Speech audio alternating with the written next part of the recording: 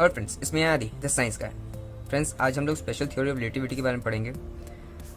और फ्रेंड्स, कुछ लोगों का कहना है कि ये थ्योरी सिर्फ 100 में से 10 ही लोग समझ सकते हैं या जानते हैं।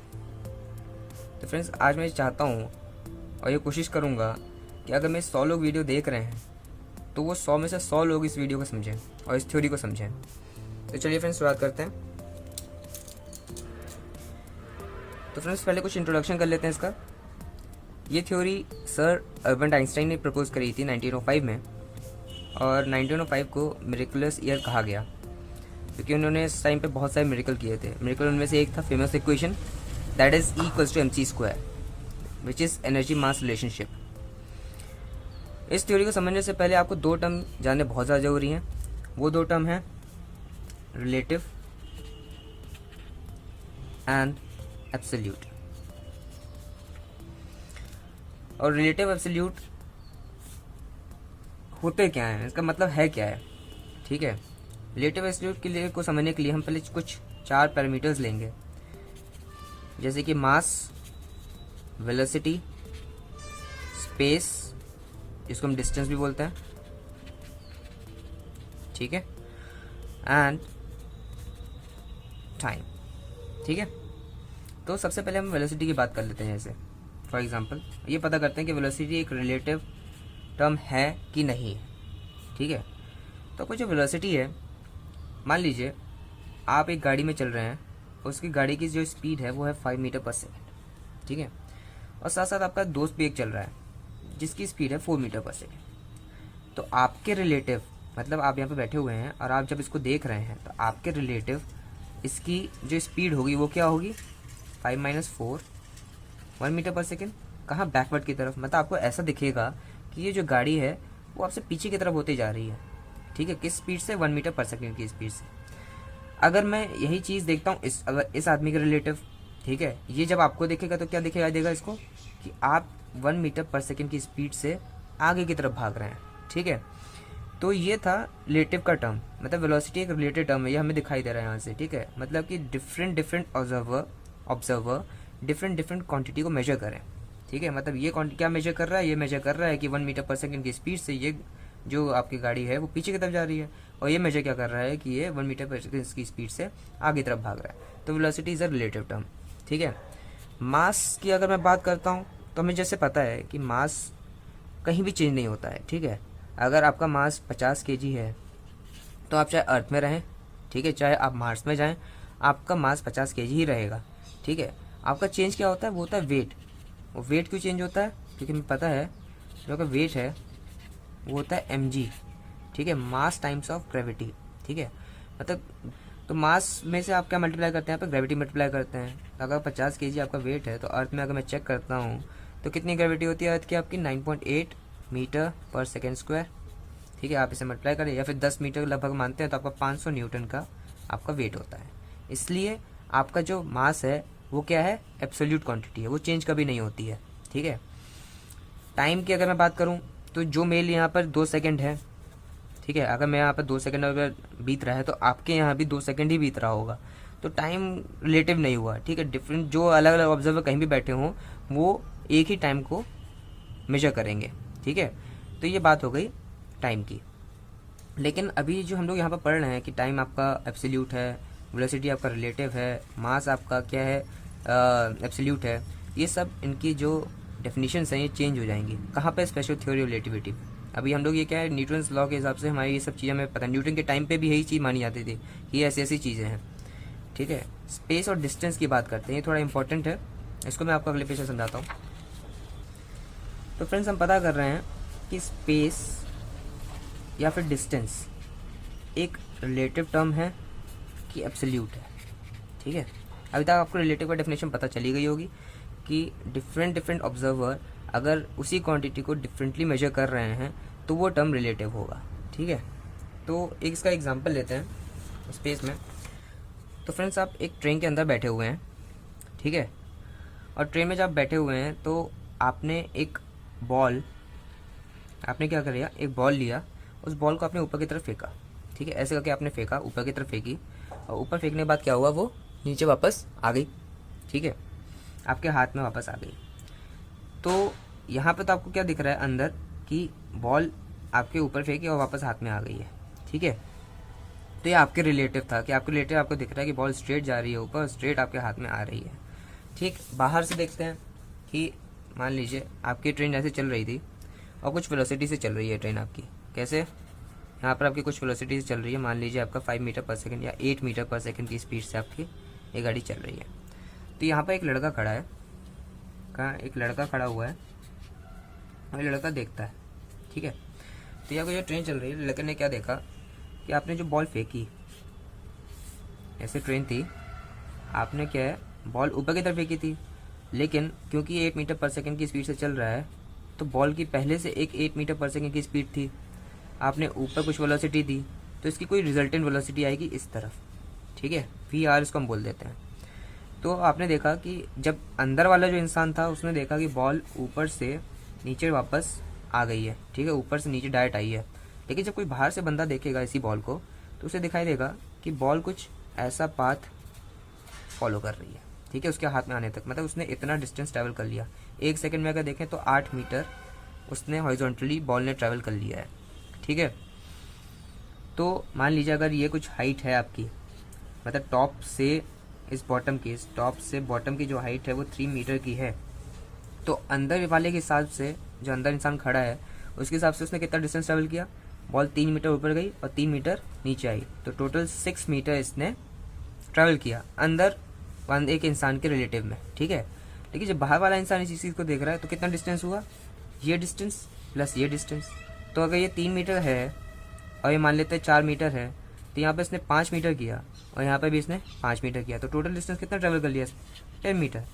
तो बाहर वाले के रिलेटिव इस बॉल ने 10 मीटर ट्रैवल किया वापस उसके हाथ में आने से पहले, इस आदमी के हाथ में आने से पहले। लेकिन अंदर वाले के रिलेटिव कितना डिस्टेंस ट्रैवल किया, 6 मीटर। तो यहाँ से ये भी पता चलता है कि स्पेस इज रिलेटिव,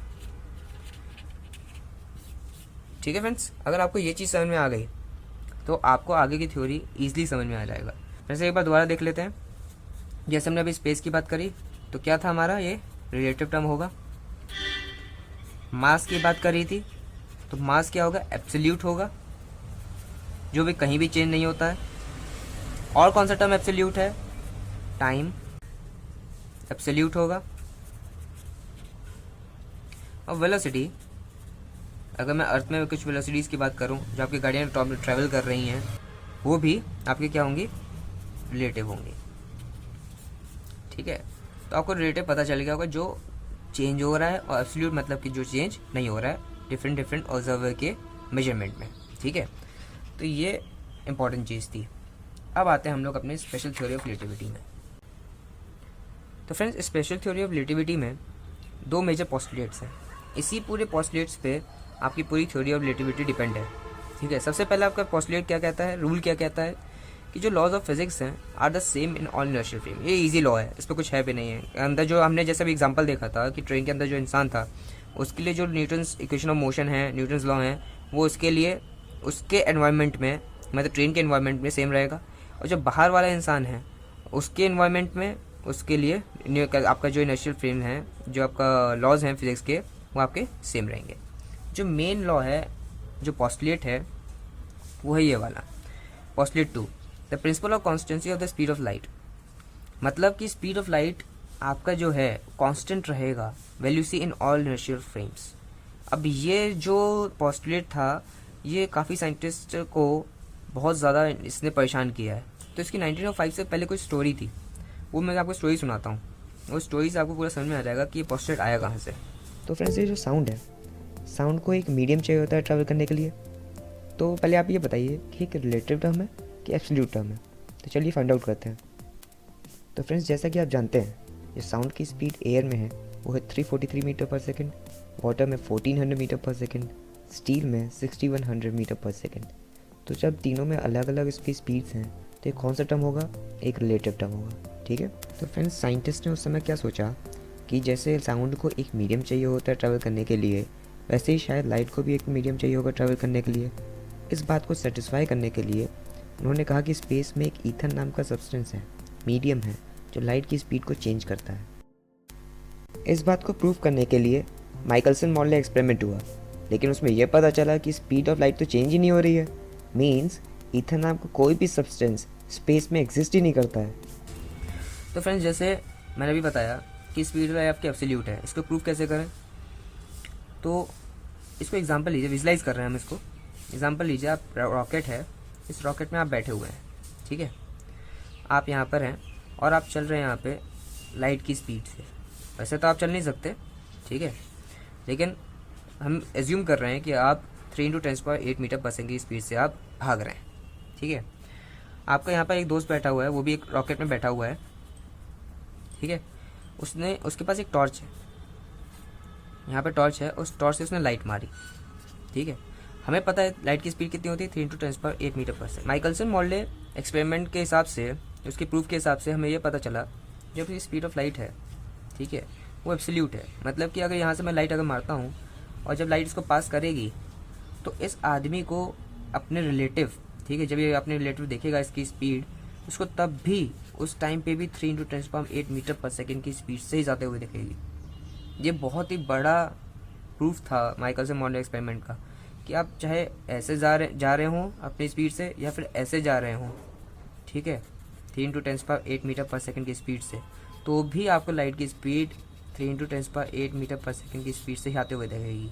लेकिन हमारे जो न्यूटन्स हम उसमें पढ़ते थे, अगर किसी की वैल्यू 5 मीटर पर सेकंड की स्पीड से अगर यहाँ जा रहा है और अगर यहाँ पर कोई दूसरा व्यक्ति आ रहा है, उसकी 3 मीटर पर सेकंड की स्पीड है, तो उसको क्या रिलेटिव अपने उसकी क्या दिखाई देगी, 8 मीटर पर सेकंड की स्पीड दिखाई देगी। या फिर अगर कोई बॉडी इस तरफ जा रही है तो यहाँ पर 5 मीटर पर सेकंड की स्पीड से जा रही है, ये 3 मीटर पर सेकंड की स्पीड से, दोनों एक साथ जा रहे हैं, तो इसको कितनी स्पीड दिखाई देगी, अपने रिलेटिव इसकी स्पीड 2 मीटर पर सेकंड, जो कि उल्टी की तरफ जा रही है। तो ये यहाँ पर कॉन्ट्राडिक्ट करता है यहीं पे कि आपकी जो स्पीड ऑफ लाइट है वो क्या है, एक एब्सोल्यूट टर्म है, ठीक है। इससे क्या पता चला, अब आइंस्टाइन ने कहा कि अगर आपकी स्पीड ऑफ लाइट एब्सोल्यूट है तो स्पीड इनटू टाइम हमें पता है क्या होता है, डिस्टेंस और स्पेस, ठीक है। स्पेस एक रिलेटिव टर्म है और स्पीड ऑफ लाइट क्या आपका एब्सोल्यूट है। तो अगर स्पेस चेंज हो रहा है, ठीक है, और स्पीड ऑफ लाइट आपका कांस्टेंट है, तो चेंज क्या हो रहा है, ठीक है, मतलब स्पेस चेंज हो रहा है तो कोई और क्वांटिटी भी तो चेंज होनी चाहिए, वो क्वांटिटी थी टाइम।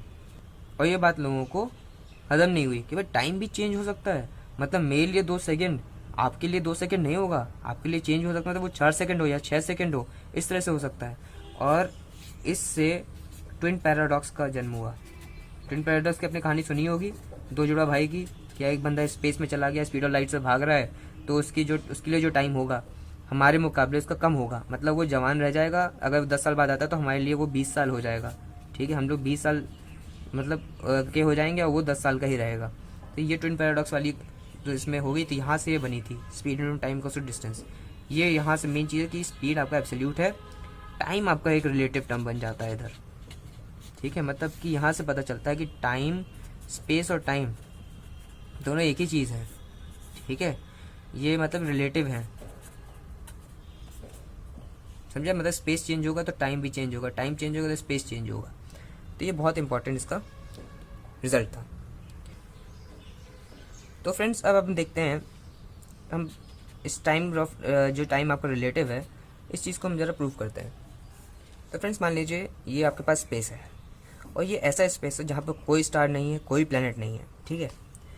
अब आप मान लीजिए कि इस स्पेस में एक ट्रेन है जिसके अंदर आप बैठे हुए हैं।